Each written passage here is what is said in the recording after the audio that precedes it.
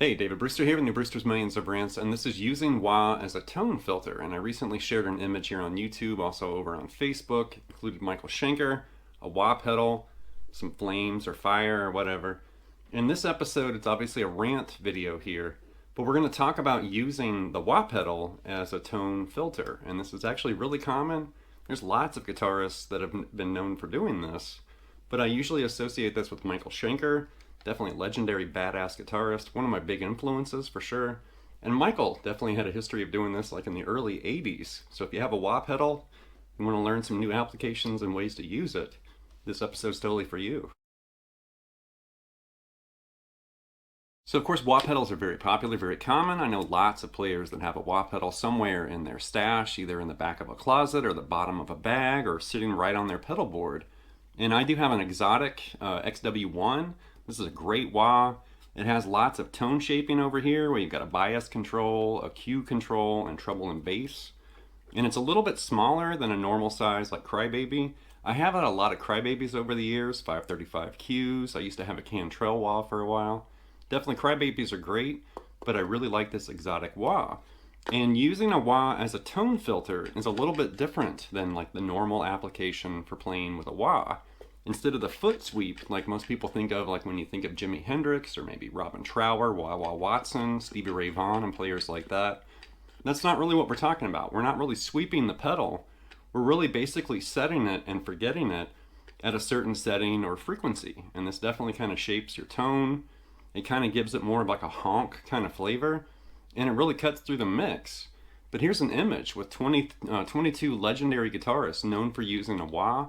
Keep in mind, there are dozens, if not hundreds of other players, but here's 22 legends right here.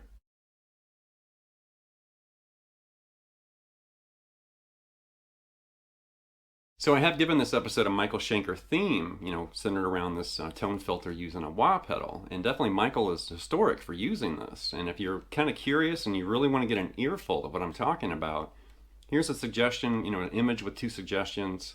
A live album, the MSG Live at Budokan, I think that was in 82, and also Built to Destroy the following year in 83.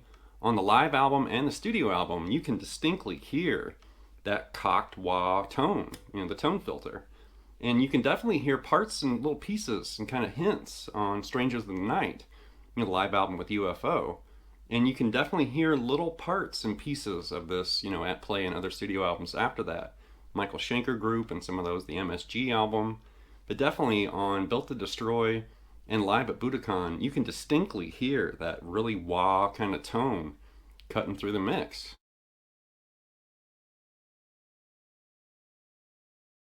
In case you're not really clear on how to do this, basically if you're using a wah pedal and you have it heel down, like your heel is basically pushing, this end toward the floor, that's going to definitely have more of a warmer, bassy, kind of finger in the ears kind of sound. It's going to sound kind of weird because all the treble frequencies are going to be gone and replaced with this, lower bassy kind of frequency. And then toe down all the way forward, that's going to give you a very bright trebly type sound. And then really what we're looking for is somewhere in between those two. Because honestly, like for the tone filter, effect, all the way back, like heel down, that's probably not going to really sound good. It's going to sound muffly. And then all the way forward might be a little bit too piercing or too bright. So really, whenever I do the cocked wah stuff, I basically go toe down and then back just a little bit. Basically just like that. One more time, all the way down and then just back a little bit. And basically, you could try to do it with your foot and just feel your way. But honestly, the best way to do this is plug in and physically listen to what you're doing and find that sweet spot. Because it doesn't matter if you're using, Exotic or Dunlop or Morley or whatever brand, Vox. Every wah has a sweet spot. You just have to sit there and spend some time and find it.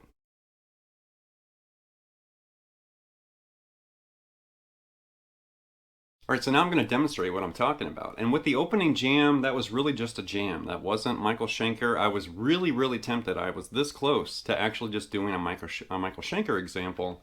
But then I thought about it and I thought, no, I want to use this to demonstrate what I'm talking about. So I just kind of made that jam using the rhythm track with the MXR Clone Looper. And I know my audio issues here, as far as looping. I've got a microphone here. Sometimes if I throw too much at the microphone, it gets kind of muffly or it gets a little funky as far as the audio. So I do apologize. I'm sorry I don't have state-of-the-art anything. This is Shabby Road Studios, just a reminder. But I basically recorded that and I wanted to demonstrate how using the wah cuts through the mix. Now literally I'm cutting through the mix of my Clone Looper, so it's a little different than like a live performance or a recording like in a studio. But that's basically serving up the example of how using a wah like this can really cut through a mix. And that was a great demonstration. I actually watched the video a couple times before I accepted that performance because I wanted to basically include those little differences and different shades of tone. So here's my starting tone. Right. No wah there, that's just some delay, EP booster, a little bit of compression. But if I kick on the wah, you can definitely tell I'm using wah. But instead of sweeping right there, yeah, we're not sweeping the wah. I'm basically going to go toe down like I was talking about earlier, and then back just a hair, and listen to what it sounds like. You've got a little bit of that honk kind of creeping in there. If I go back just a little bit more, it's got a little bit more of a honk, right? And if I really go back, then it's starting to get a little too bassy, a little too muffly, right? All the way down, toe forward. So you can definitely hear some differences in the frequency. Low end, high end, and then that weird honk somewhere in between. So during the opening jam, I was basically playing over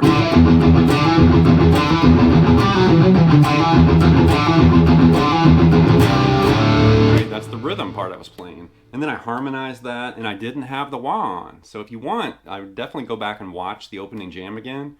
Actually, I'm just going to repeat it again here just a second so you can see it without rewinding.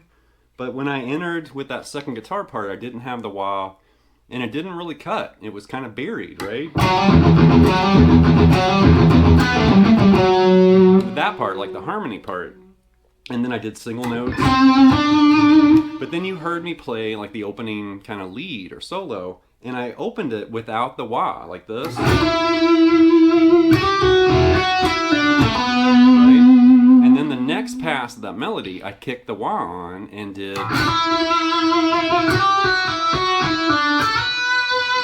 So when you see this again, the opening jam, notice like how that cuts through the mix. The frequencies, the EQ, and everything's different enough that it just pops out of the mix right there for that.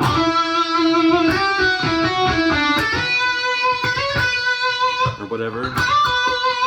And then I basically did a big bend. And then... or something like that. And then I started going up like minor pentatonic shapes, but I was using like that honk kind of in between.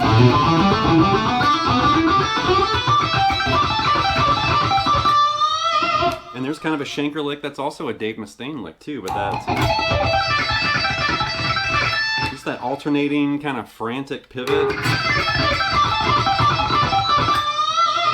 And then I started doing this hybrid picked pull-off lick, but I started sweeping really slowly with the pedal like this.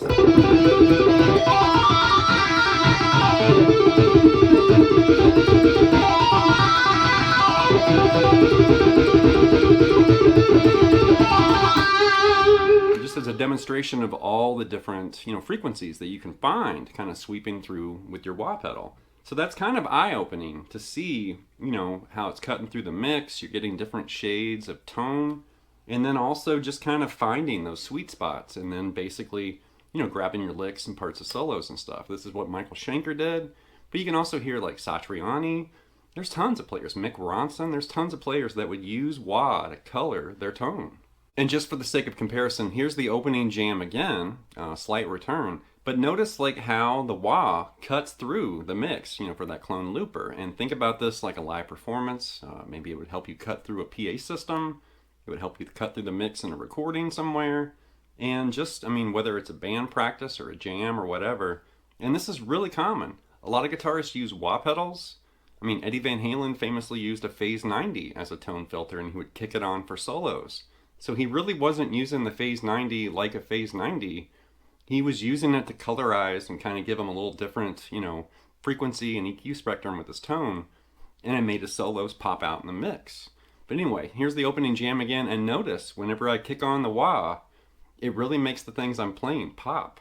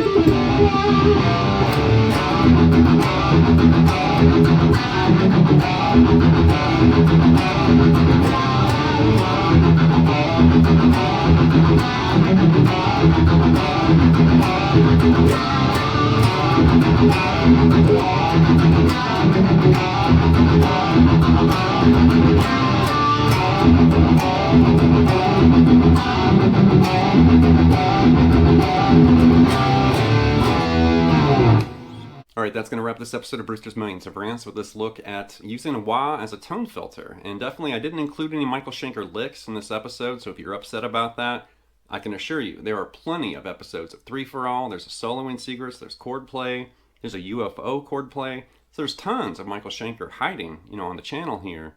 But I wanted to include this almost like a cherry on top, because this is kind of an elusive thing that Michael Schenker did.